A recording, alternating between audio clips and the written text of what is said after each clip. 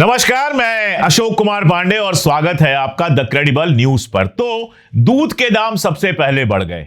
RBI के जो हमारे गवर्नर हैं संजय मल्होत्रा, वो कह रहे हैं आने वाले दिनों में 2-4-5 दिन में पेट्रोल और डीजल के दाम बढ़ सकते हैं। कहा यह जा रहा है कि 10 रुपए तक यह दाम बढ़ सकता है पेट्रोल और डीजल का। लेकिन दूध का दाम क्यों बढ़ गया? सबसे पहले जो दाम बढ़ा वो दूध का दाम बढ़ा। अमूल ने 1 लीटर दूध का दाम जो है वो 2 रुपए पहले ही बढ़ा दिया। ना तो पेट्रोल डीजल का दाम बढ़ा है कि ट्रांसपोर्ट बढ़ जाए, और ना ही दूध स्ट्रेट ऑफ होर्मुज से होके आता है।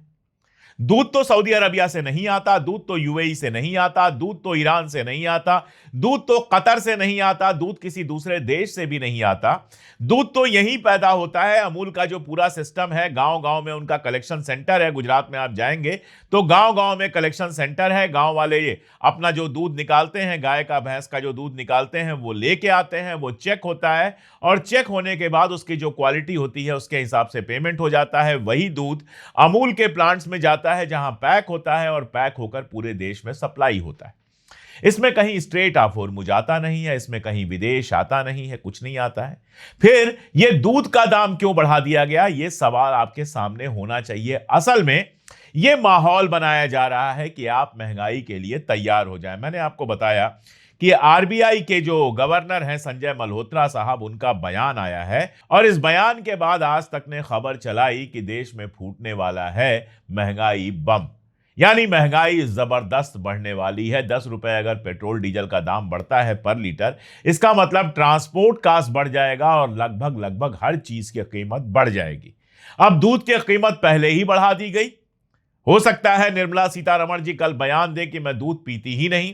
वैसे मैं दूध नहीं पीता हूं, मुझे दूध से एलर्जी है, तो मैं तो काली चाय ही पी पाता हूं। हो सकता है निर्मला सीतारमण जी भी कह दें कि मैं तो दूध पीती ही नहीं, तो मुझे क्या फर्क पड़ता है।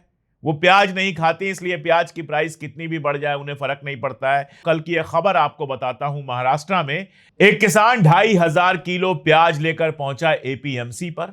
वहां उससे कहा गया कि तुम्हारे प्याज की कीमत जो तुमको मिलेगी, दाम जो तुमको मिलेगा, वो सिर्फ 1 रुपए पर केजी मिलेगा। अब आप समझ सकते हैं कि इतना प्याज ले जाने में बेचारे का 2,500 रुपए से ज्यादा खर्चा हो गया होगा। उसने सारी प्याज वहीं पलट दी और लौट गया।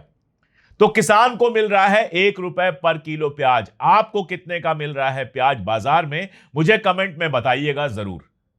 यह कंडीशन है कि किसान को 1 रुपए किलो प्याज मिल रहा है और बाजार में प्याज बिक रहा है 30 रुपए, 40 रुपए, 50 रुपए किलो। यह मैंने आपको एक एग्जाम्पल देकर बताया कि देश की इकोनॉमी कैसे चल रही है।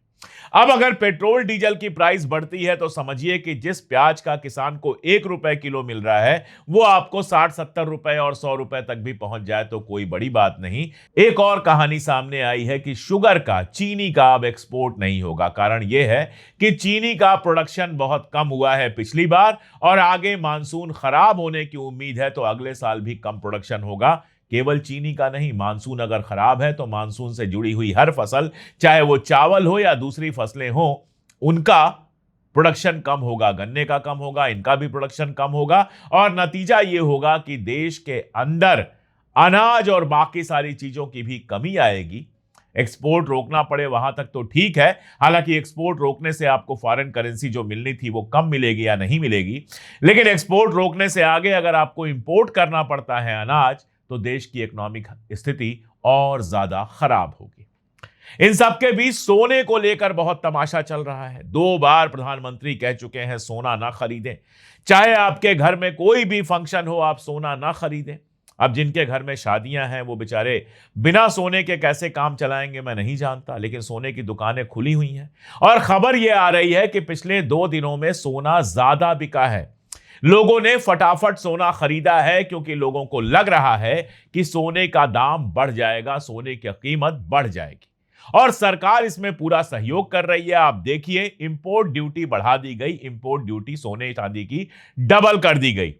और दैनिक भास्कर की अगर माने तो इस वजह से 9,000 रुपए प्रति तोला, तोला मतलब 10 ग्राम, तो प्रति 10 ग्राम सोने की कीमत 9,000 मार्केट में बढ़ गई, और चांदी की पर केजी जो कीमत है वो 20,000 रुपए बढ़ गई। चांदी 20,000 महंगी हो गई, सोना 9,000 महंगा हो गया पहले से। अब जो all India James and jewellery council के चेयरमैन हैं राजेश रोकड़े, उनका यह कहना है कि ये जो ड्यूटी बढ़ाई गई है इससे सोने की कीमत 27,000 रुपए प्रति तोला बढ़ सकती है। आप जोड़ लीजिए, आज जाएंगे सोना खरीदने तो तकरीबन 1,60 का सोना है, 1,60 1,62 का आज सोना है दिल्ली में। अब इसमें आप 27,000 जोड़ दीजिए, यानी सोने की कीमत बढ़ के हो जाएगी 1,87,000। और ये मैं नहीं कह रहा, ये कह रहे हैं all India James and jewellery council के चेयरमैन।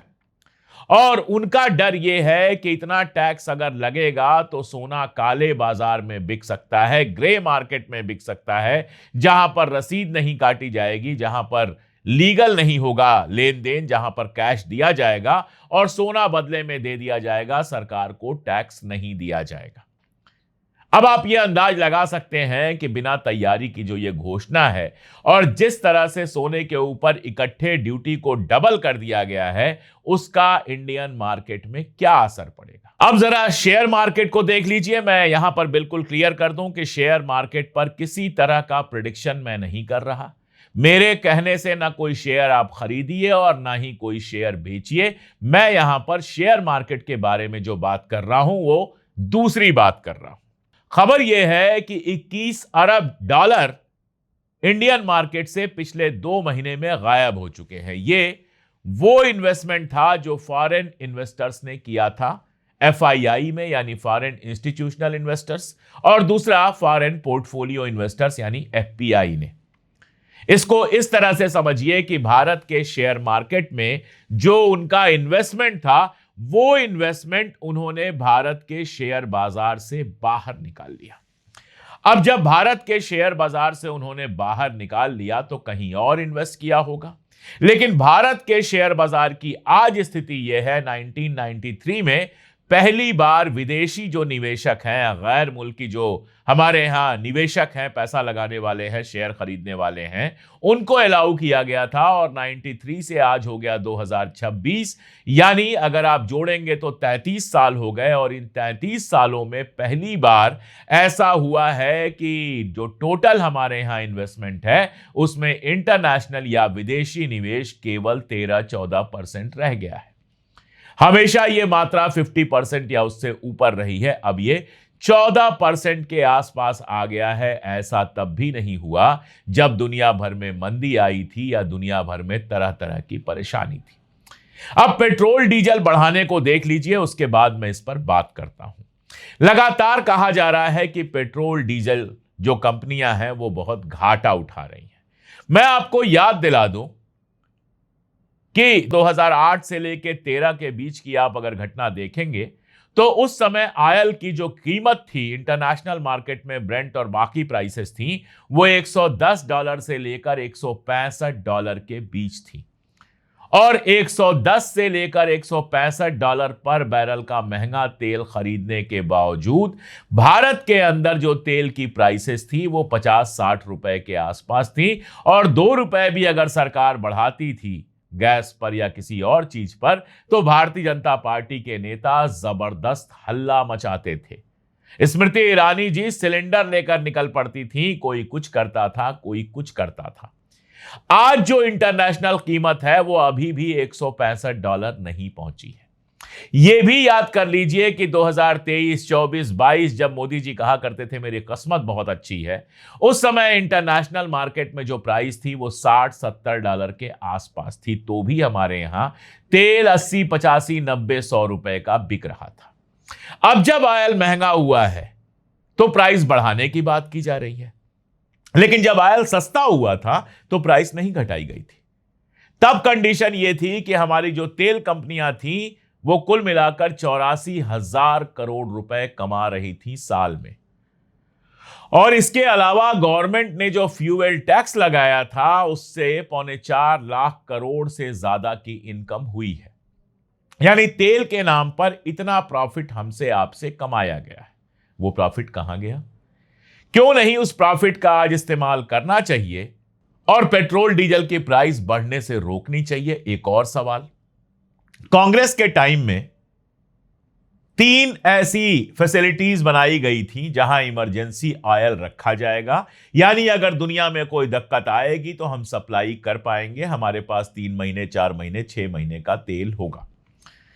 कांग्रेस की उन 3 फैसिलिटीज में 0.5 भी नहीं जोड़ा गया। ऑयल फैसिलिटी बिल्कुल नहीं बढ़ाई गई। इस बात के लिए तैयारी 11 साल में की ही नहीं गई कि कभी कोई तेल का संकट आएगा तो हम क्या करेंगे। नतीजा यह है कि बड़े बड़े बयान दिए जा रहे हैं, लेकिन साथ में बाजार में पैनिक फैल रहा है। आंध्रा और केरला ने बाकायदा लिमिट बना दी है कि इससे ज्यादा ऑयल आप एक बार में, इससे ज्यादा तेल आप एक बार में गाड़ी में नहीं भरवा सकते। और जिन जगहों पर यह लिमिट नहीं बनाई गई है, पेट्रोल पंप खुद लागू कर रहे हैं। कई छोटे शहरों से लोगों ने मुझे बताया कि बाइक्स में 500 रुपए से ज्यादा और गाड़ियों में 2000 रुपए से ज्यादा का तेल नहीं दिया जा रहा है। आपके शहर में क्या हाल है, ये कमेंट में मुझे जरूर बताइएगा, ताकि मुझे समझ में आए कि देश में वाकई हालात कैसे हैं। यानी इंतजाम कोई नहीं किया गया। जब रशिया से और बाकी जगहों से सस्ता तेल आप खरीद रहे थे, तो रिलायंस से लेकर बीपीसीएल और सारे के सारे जबरदस्त पैसा कमा रहे थे, तेल खरीद के यूरोप में बेच रहे थे और करोड़ों अरबों बना रहे थे। अगर हमारे यहां मान लीजिए उस समय फैसिलिटीज क्रिएट की गई होती कि देश के अंदर पेट्रोल और डीजल का बड़ा भंडार होता, तो जो सस्ता तेल मिल रहा था उसको हमने अपने भंडार में रखा होता, जैसे चाइना ने रखा है, और इस संकट का हमारे ऊपर कोई असर नहीं पड़ता। चाइना के पास इतना तेल है कि अगले 6 महीने तक तेल ना आए तब भी कोई दिक्कत नहीं है। और साथ में रशिया और चाइना पर जो अमेरिका ने बैन लगाया है वो नहीं मान रहा है, इसलिए आराम से नया तेल भी खरीद रहा है। आप एक तो अमेरिका के सामने झुके हुए हैं, रशिया और ईरान से आप तेल नहीं खरीदेंगे, उसके दबाव में, अमेरिका के दबाव में। दूसरा, आपने स्टोर करके इतना तेल नहीं रखा हुआ है कि देश का काम चलता रहे।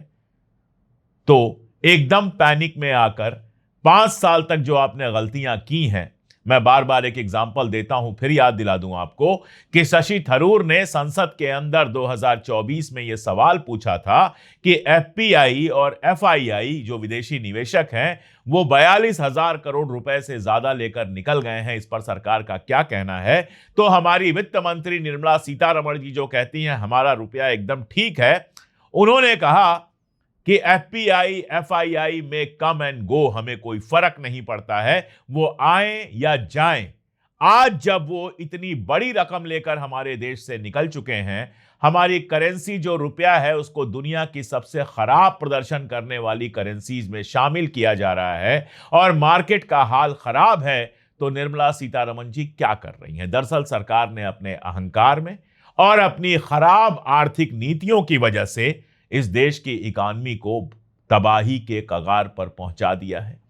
और चूंकि भक्तों के बीच में हवा बनाए रखनी है, इसलिए गोदी मीडिया और बाकी के माध्यम से बड़ी बड़ी बातें की जा रही हैं। अब भी मैं सरकार से मांग करता हूं, हम इस देश की जनता हैं, हम हर अच्छे बुरे में देश के साथ हैं, लेकिन कम से कम एक व्हाइट पेपर जारी करके हमें बताया जाए कि देश की आर्थिक हालत कैसी है, कहां कहां किस किस एरिया में कितनी समस्या है, ताकि पूरा देश मिलकर इसको सॉल्व कर सके। लेकिन दिक्कत यह है कि मोदी जी अपनी गलती कभी नहीं मानते हैं। जवाहरलाल नेहरू, इंदिरा गांधी, राजीव गांधी, और पीछे चलेंगे तो मोतीलाल नेहरू, महात्मा गांधी, और पीछे चले जाएंगे तो बहादुर शाह जफर, मुगल, और पीछे जाना चाहें तो जहां तक जा सकते हैं सबका नाम ले लेंगे, लेकिन अपनी गलती कभी नहीं मानेंगे। और दोस्तों, गलती सुधारने के लिए सबसे जरूरी होता है गलती को मानना। अगर आप कोई गलती कर रहे हैं और उसको गलत मानते ही नहीं हैं, तो फिर तो वो कभी नहीं सुधरेगी। आपको क्या लगता है कमेंट में जरूर बताइएगा। और अगर चैनल को अब तक सब्सक्राइब ना किया हो तो चैनल को सब्सक्राइब जरूर कर लीजिएगा। आज के लिए इतना ही, बहुत शुक्रिया।